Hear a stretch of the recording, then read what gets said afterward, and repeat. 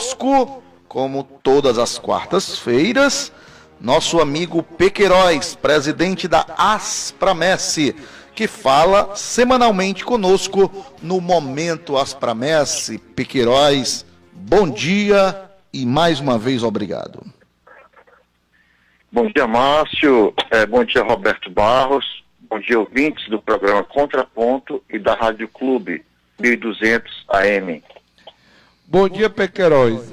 Nas últimas semanas, a gente tem chamado a atenção aqui, e eu vou trazer alguns casos que aconteceram, né? De alguns profissionais de segurança pública sendo vítimas de assaltos para roubarem suas armas. Inclusive, a gente teve na última sexta-feira, infelizmente, um soldado da reforma, né? É um soldado reformado, 63 anos, foi assassinado, né?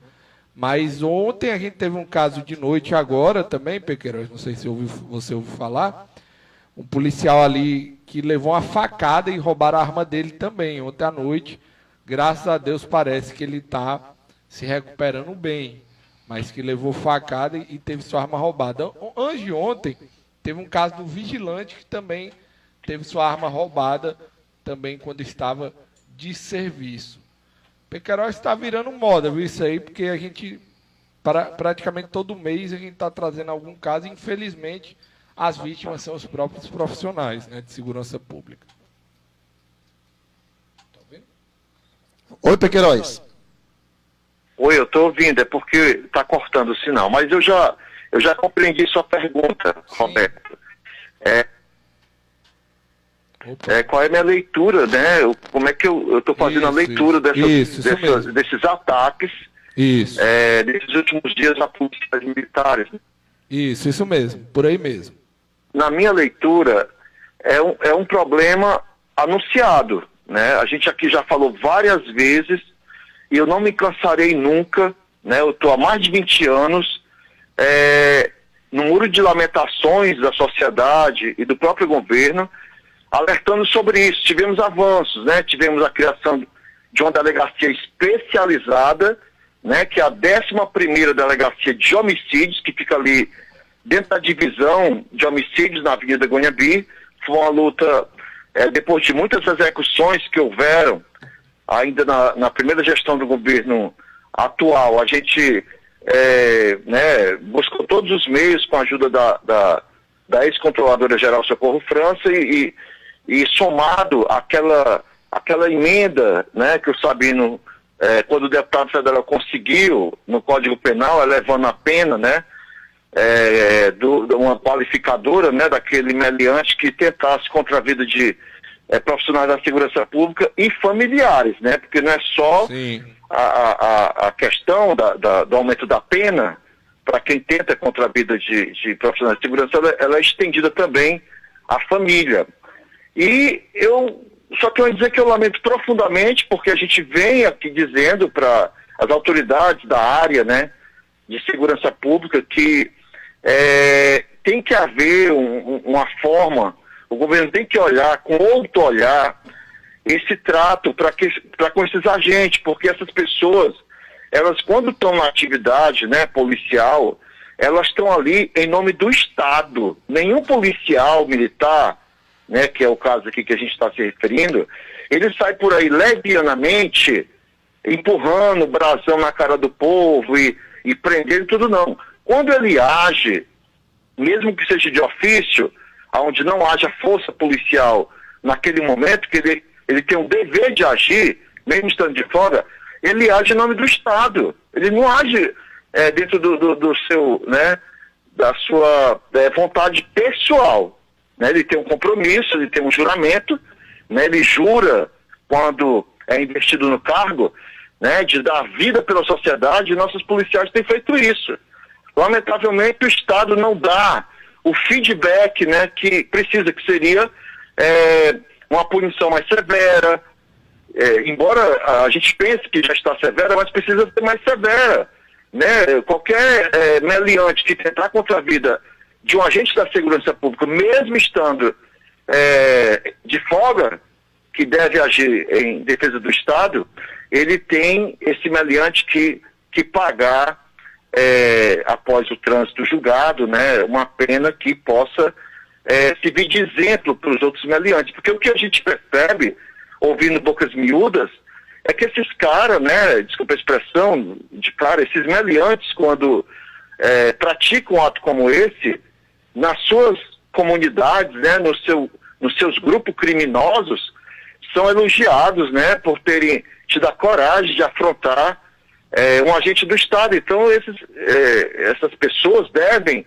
o Estado punir severamente, para que o policial tenha esse entendimento que ele agindo em nome do Estado, ele não sofrerá represália. E se sofrer, o responsável será exemplarmente punido.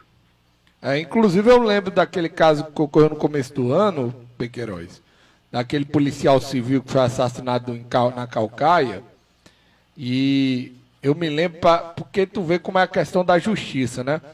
Quase que um dos bandidos que participou do crime foi solto pelo juiz na audiência de custódia, né? Na famigerada audiência de custódia. Ele era um dos bandidos. Sabe por que ele não foi solto, Pequeiroz? Porque ele acusou os policiais de terem agredido ele, né? E quando ele acusou, teve que fazer o corpo de delito. Como teve que fazer o corpo de delito, demorou 24 horas. Daí, como repercutiu muito mal a decisão do juiz de soltar esse bandido, que era um dos suspeitos, e depois ficou confirmado que foi um dos que realizaram o assassinato, ele acabou ficando preso. Mas quase que o cara era solto, e a Polícia Civil indiciava ele como um dos principais culpados do crime, né? Para tu ver essa questão da justiça, né? Pois é, esse é outro problema que eu acho que o Brasil tem que resolver. A audiência de custódia é um direito do acusado. Isso aí ninguém pode tirar dele, tá? Tem que sim levar o detento ali nas primeiras horas, à presença de um juiz, para que o juiz avalie se aquela pessoa deve ter aquela detenção convertida em prisão preventiva, ou se deve, através de algum mecanismo, né, deixar ele solto. O problema é que se tornou um vício, né? Os meliantes já estão tão acostumados a passar por audiência de custódia e voltarem para casa, que eles já não têm mais nenhum tipo de sentimento no sentido de praticar crimes, de delitos, porque eles entendem na cabeça deles que a audiência de custódia, que é um direito de qualquer cidadão brasileiro, mas eu acho que a interpretação, né, na minha leitura, a interpretação da magistratura, que eu não quero ofender nenhum magistrado, mas eu entendo que a interpretação da magistratura, no sentido de pôr esse povo em liberdade, eu entendo que está equivocado. Porque muitas pessoas que deveriam estar presas, infelizmente, numa leitura que eu não compreendo como, foram postas em liberdade e, na sequência, praticaram outra série de delitos. Ou seja, uma pessoa dessa, certamente, ou precisa de tratamento psiquiátrico, numa penitenciária adequada, né, para tratamento de pessoas que têm desvio mental, ou realmente deve ir para um cárcere, né, parcela lá, um presídio, e ficar lá passando por uma ressocialização, que o povo não sabe nem o que diabo é isso, né? A maioria das pessoas não sabe nem o que diabo é ressocialização, porque não tem. É um calabouço, né? Pega ali o cabo da sociedade que pratica um delito, joga lá na mão dos leões lá, que tem por lá, e aí a pessoa sai especializada, né? Fazer uma pós-graduação em outras práticas de crime, o que é um absurdo. E é isso, não é eu que estou dizendo, né? Não é o Pequeiroz que está falando isso, eu já estou retransmitindo o que a gente lê, o que a gente escuta, né? O que a gente acompanha. É isso que eu estou aqui querendo dizer. A audiência de custódia é um direito que, inclusive, foi um tanto tardio a sua aplicação, porque a Constituição Federal tem 30 e tantos anos. E a audiência de custódia foi instituída agora, pelo ano de 2014, 2015. Né, muitos anos depois, mas, na minha leitura, ela precisava passar por um processo de releitura do que se deve fazer na audiência de custódia. E não apenas, tão somente apenas, querer saber se o meliante, na hora da prisão, se entregou de joelho ou se teve que fazer um monte de peripécia e o policial atrás, pulando o muro e tal, e levando tiro para poder pegar ele. E nessa pegada, às vezes a pessoa, né, sofre ali um arranhão, ou leva um tiro, obviamente, porque está tirando contra o policial na ânsia de se defender da morte, acaba também lesionando a pessoa, né, com tiro. Mas isso não quer dizer que ele fez aquilo por instinto de maldade. Ele fez, como eu já falei na primeira fala, em nome do Estado, para conter aquele criminoso na sua tentativa de continuar com o crime. É isso, Roberto. Ô Pequeiroz, um último assunto é sobre a CPI lá, a famigerada CPI da Assembleia das Associações. Está marcado dia 29, eles vão começar a ouvir algumas pessoas, né? Já marcaram para o dia 29 um presidente de outra entidade. Você recebeu algum ofício? Porque como eles começaram já chamando um presidente de outra entidade de militares, você já teve algum retorno em relação a isso? Eles vão lhe convidar? Porque seu nome estava no meio, né, de ser convidado lá para depor. Esse presidente de entidade marcado para o dia 29 agora desse mês. Teve algum retorno? Não, Roberto, ainda não. Eu ainda não recebi nenhum comunicado da CPI aí dos deputados da Assembleia, né, base do governo atual, em detrimento dessa CPI. A último ofício que eu recebi, já está aí com quase um mês, foi só para poder fazer a conciliação entre despesas e receita, que já estava em documentos encaminhados ano passado. Mas eles queriam um negócio mais mastigadinho, né? Porque eu acho que lá não tem pessoas que fossem competentes para fazer essa conciliação de despesa e receita. Acabaram pedindo para a gente fazer para eles. A gente fez, o contador fez, mandou. Agora vamos aguardar aí esse chamamento, né? Esse palco, parece que eles precisam dele, parece que os deputados precisam desse palco para atuarem, né?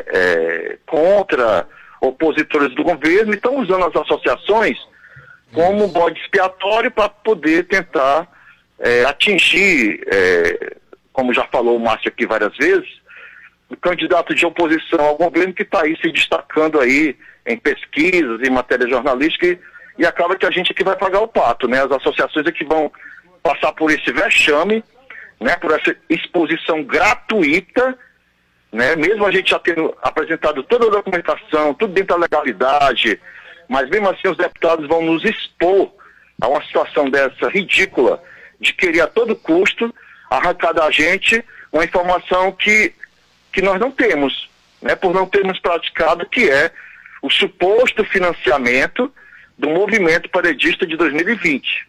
A gente não tem ligação nenhuma, né, a gente fazia parte de uma mesa de negociação, que modesta salva foi provocada por mim, porque poucas pessoas conheciam o tema 541 do STF, que obriga o poder público a sentar com a gente ali numa mesa de negociação, e eu provoquei isso através do Ministério Público, que é o fiscal da lei, que deveria ter visto isso antes de mim, mas como a gente precisava provocar, eu provoquei na época o Procurador-Geral de Justiça Plácido Rios, a presidente do tribunal, que na época o presidente estava de licença, quem estava respondendo era o atual presidente do Tribunal de Justiça, e encaminhei também para a Assembleia, né, para o presidente da Assembleia, porque, de toda sorte, a Assembleia é um ambiente em que as negociações podem também ser construídas.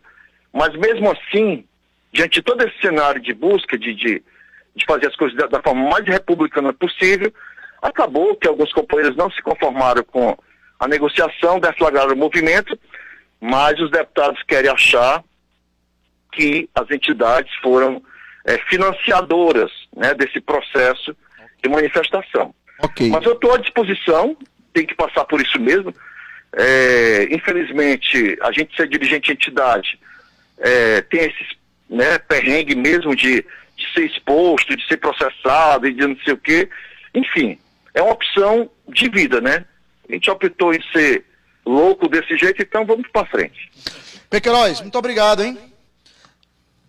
Eu que agradeço, pessoal. Muito obrigado aí aos ouvintes, né, por ter essa paciência de toda quarta-feira ouvir essas simplórias palavras aí de esclarecimento. Eu peço a Deus que a gente possa em outro momento nos encontrarmos novamente. Que Deus abençoe a todos. Amém.